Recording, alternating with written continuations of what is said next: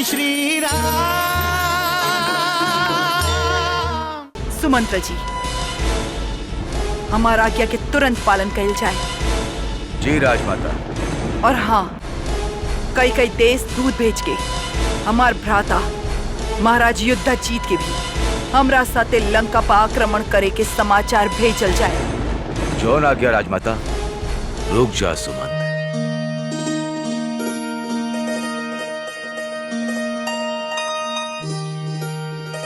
युद्ध भूमि में जाए कि कोनो आवश्यकता नहीं की। देवी क्या कही? देवी कौशल्या, देवी सुमित्रा, लक्ष्मण अब सकुशल बा। युद्ध के विषय में रउआ लोग के ना बता के भरत कोनो अपराध देखे कैले।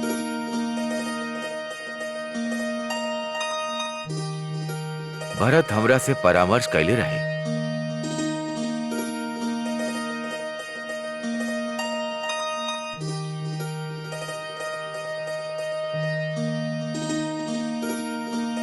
युद्ध के विषय में सुन के रउआ लोग विचलित ना हो जाएं।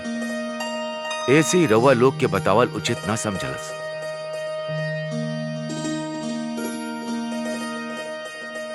रउआ लोग राम की चिंता कल छोड़ दी। बुला गई नहीं रउआ लोग कि महर्षि विश्वामित्र राक्षस सब के वध करे खातिर राम और लक्ष्मण के अपना साथे ले गए रहन। वनवास में भी राम अनेक राक्षस सब के वध करके ऋषि मुनि लोग के निर्भय कैले बा। अब रावण के वध करे के हमार राम ये त्रिलोकी के भय मुक्त करी हैं।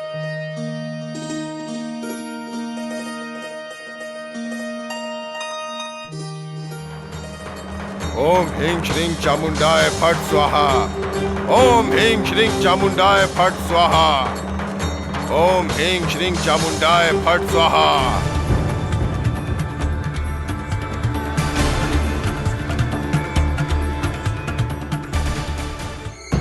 और हल निकुंबला देवी के पहाड़। वहां एगो सुंदर गुफा बा जहां इंद्रजीत यज्ञ कर रहल होगी।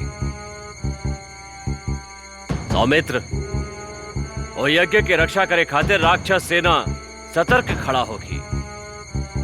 अर्थात इंद्रजीत तक पहुंचे से पहले वो राक्षस सेना के विनाश करे के होगी। ना, तब भी रउआ इंद्रजीत तक ना पहुंच पाई। तो फिर हमने इंद्रजीत के यज्ञ कैसे रोका?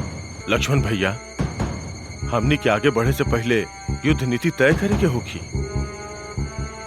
हमने के युद्ध नीति होगी इंद्रजीत और ओकर यज्ञ के ध्वस्त कई। ये हमने के युद्ध के पहला लक्ष्य होगी। और दूसरा लक्ष्य होगी इंद्रजीत के वध।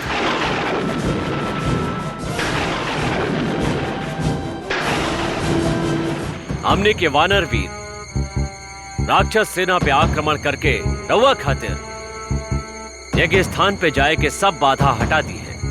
महाराज विभीषण, ऐसा नहीं होगी। जय श्री राम। जय श्री राम।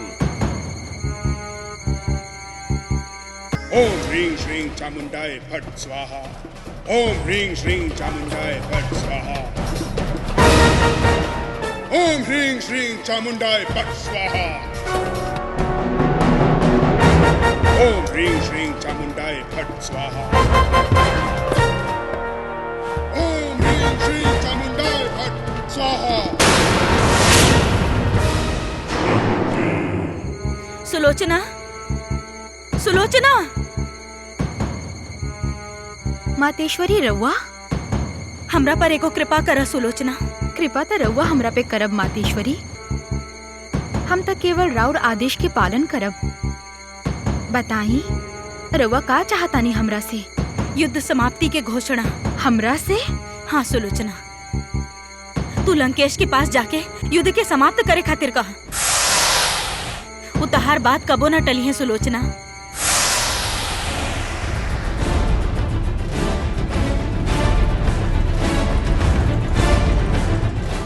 हमने पास सोचे के समय नहीं खे सुलोचना। जा, बाद में पछताइया, पहले जा।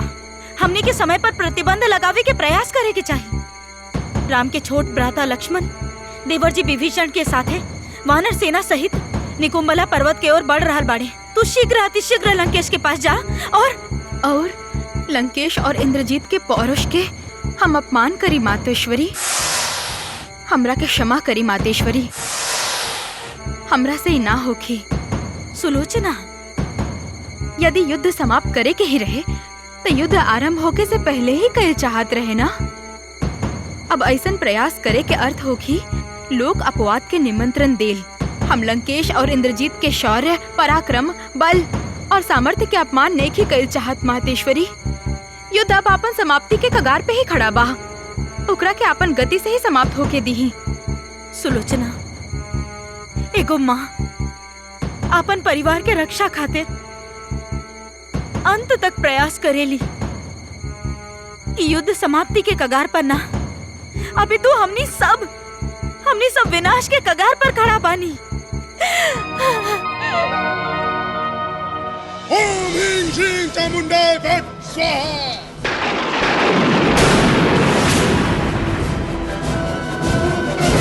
ओम ह्रीं श्रीं चामुंडाय फट् स्वाहा।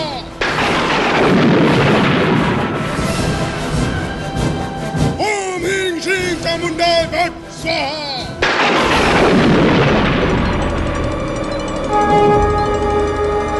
ओम ह्रीं श्रीं चामुंडाय फट् स्वाहा।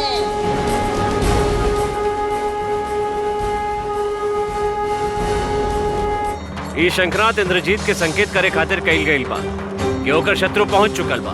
ओम ह्रीं श्रीं चामुंडाय फट् स्वाहा। जय श्री राम।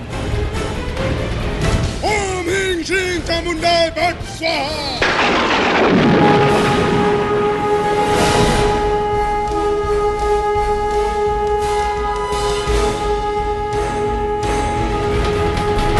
जय श्री राम। जय श्री राम।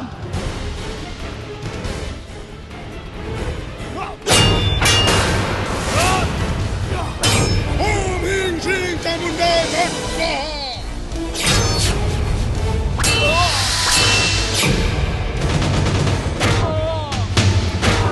ओम ह्रीं श्रीं चामुंडाय फट् स्वाहा।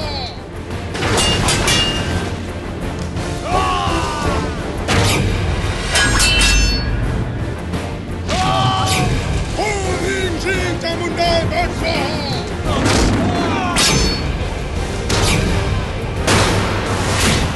ओम ह्रीं श्रीं चामुंडाय फट् स्वाहा।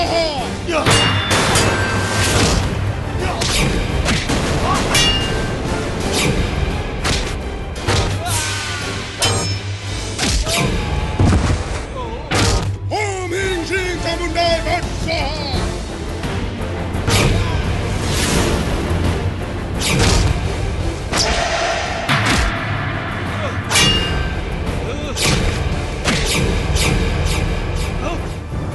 चला हनुमान। ओम ह्रीं श्रीं चामुंडाय फट् स्वाहा।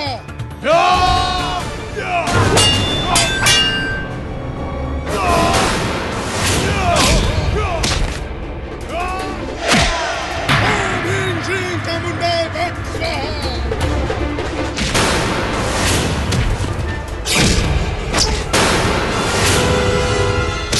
ओम ह्रीं श्रीं चामुंडाय फट् स्वाहा।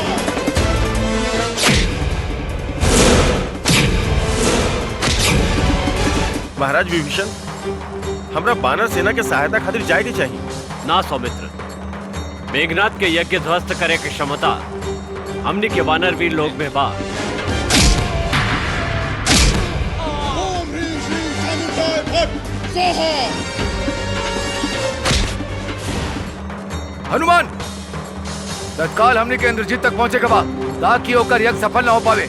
चला भीतर। ओम ह्रीं श्रीं चामुंडाय फट् स्वाहा। दुष्ट मेघनाथ, बंद करा अपने मायावी खेल के। ओम ह्रीं श्रीं चामुंडाय फट् स्वाहा।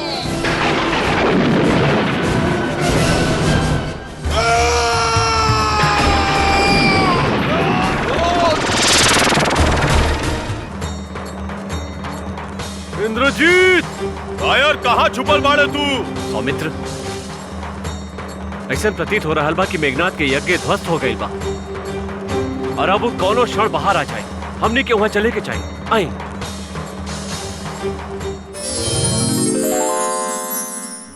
दशानन, भ्राताश्री कुबेर, प्रणाम। तहर कल्याण हो के रावण। भ्राताश्री, हमरा अपना कल्याण खातिर राउर कल्याण ना चाही। हमरा अपन बाहुबल पर भरोसा बा। हम अपन बाहुबल से अपन कल्याण कर सकीला। युद्ध में जौन कुल के संहार हो रहल बा, का तू ओकरा के अपन कल्याण समझ रहल बाड़ा दशानन? युद्ध में संघार ही होखेला भ्राताश्री, किंतु युद्ध जितला के पश्चात फूल के हार पहनावल जाला। तू अभी भी युद्ध जीते के सपना देख रहल बाड़ा दशानन। सपना तो रावण के शत्रु देखेले, दशानन के पराजित करे के सपना। तू अपन पुत्र सबके खोला, अपन भाई खोला। कै गो रथी, कै गो महारथी और का जाने कितना योद्धा सबके खो देला। परंतु दशानन, जेकरा के तहरा खोवत चाहत रहे, वो आज भी तहरा पास बा और ऊ हा तहार अहंकार। अहंकार?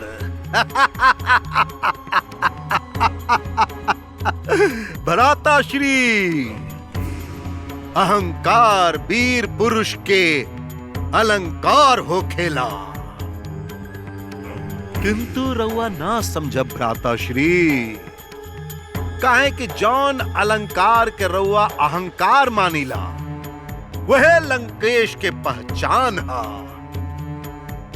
रउआ ई मत भुलाई भ्राताश्री कि रउआ के पराजित करके ही हम रउआ से ही लंका छीन ले रही। जब हम पुष्पक विमान देखिला, जौन कभी राउर रहे, तो हमार अहंकार और बढ़ जाला। हमारे एक पुकार पर सूर्य देव कांपत हाथ जोड़ के खड़ा हो जाले। तब हमार अहंकार हमार मित्र बन के हमरा सामने खड़ा भइल दिखाई देवेला। भ्राताश्री, अब रउए बताई कि एकरा में हमार का अपराध बा?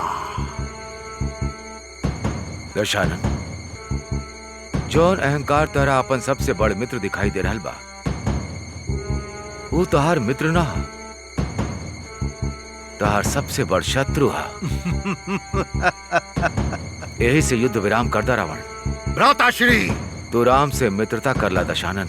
भ्राताश्री, रउआ हमार शौर्य बल और पराक्रम के अपमान कर रहल बानी। मित्र बनावे के आड़ में रउआ हमरा के राम के शरण में जाए के कह रहल बानी। हे अपराध में हम रउआ के मृत्यु दंड देतानी। लंकेश, ई का कर रहल बानी रउआ? आपन ज्येष्ठ भ्राता पर शस्त्र उठा रहल बानी। जेठ जी, हम लंकेश के तरफ से रउआ से क्षमा मांगतानी। रउआ क्षमा याचना मत करी महारानी। लंकेश अपन जीवन में कभी केहू से क्षमा याचना नहीं खे कैले। परंतु हम तोहरा सामने याचना करे ही आइल बानी दशानन। हमनी सब महर्षि पुलसत्य के संतान हैं। तार सब पुत्र भाई पुलसत्य ऋषि के कुल के ही हमें। उस सब के भीषण संहार भइल बा दशानन। अब तहार केवल एगो पुत्र इंद्रजीत ही जीवित बा। हमार एक पुत्र इंद्रजीत ही सहस्त्रन के बराबर बा कुबेर। हमारा समझ में आ गेल राउर यहाँ आवे का अभिप्राय।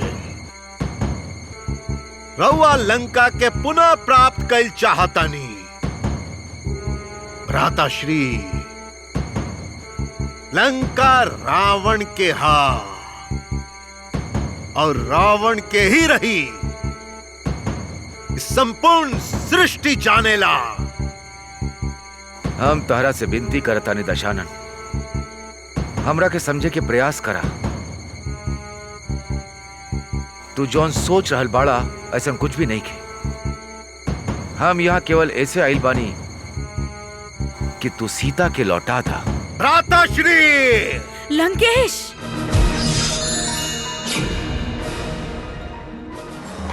महारानी, रउआ अपन एक कायर डरपोक जेठ से कहीं हमार दृष्टि से दूर हो जाए, न तो राम और लक्ष्मण से पहले हम एक कर वध कर दे।